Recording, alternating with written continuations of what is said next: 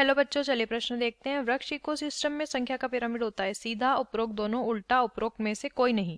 तो पहले बात कर लेते हैं हमारे प्रश्न की मुख्य अवधारणा। यहाँ पर लिखेंगे हमारे प्रश्न की मुख्य अवधारणा। यहाँ पर संबंधित हमें बताना है किस बारे में, हमें बताना है वृक्ष वृक्ष इकोसिस्टम यानी कि वृक्ष पारितंत्र, एक वृक्ष का पारितंत्र। अब पारितंत्र क्या होता है? एक ऐसा तंत्र जिसमें एक जीव जैविक और अजैविक घटकों पर अपनी निर्भरता दर्शाता है, उनसे संबंध स्थापित करता है।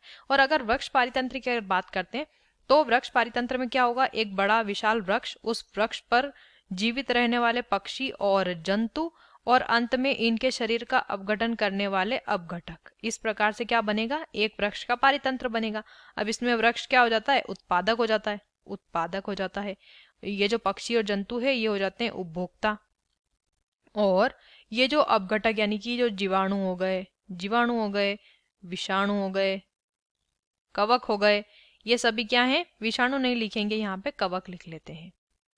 मुख्यतया कवक ये कार्य करते हैं, जीवाणु और कवक। तो ये क्या होगा? ये अपघटक होगा। अब अगर इसका पारिस्थितिक तंत्र का हम पिरामिड बनाते हैं, मान लीजिए पिरामिड, तो वृक्ष की संख्या कितनी है? एक, उस पर रहने वाले पक्षी और जंतु की संख्या, उस पर आश्रित रहने वाले पक्षी और जंतु की संख्या उनसे ज्यादा, और अपघटकों की संख्या सबसे ज्यादा यहाँ पर होती है।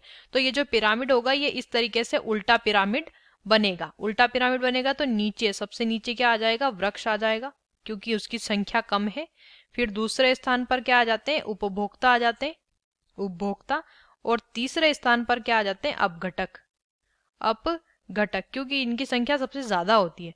तो पहला विकल्प दिया है सीधा, सीधा नहीं बनेगा। आप यहाँ पे देख सकते हैं उल्टा पिरामिड बना है। सीधा पिरामिड इस प्रकार से बनता है, जो कि नहीं बन रहा है।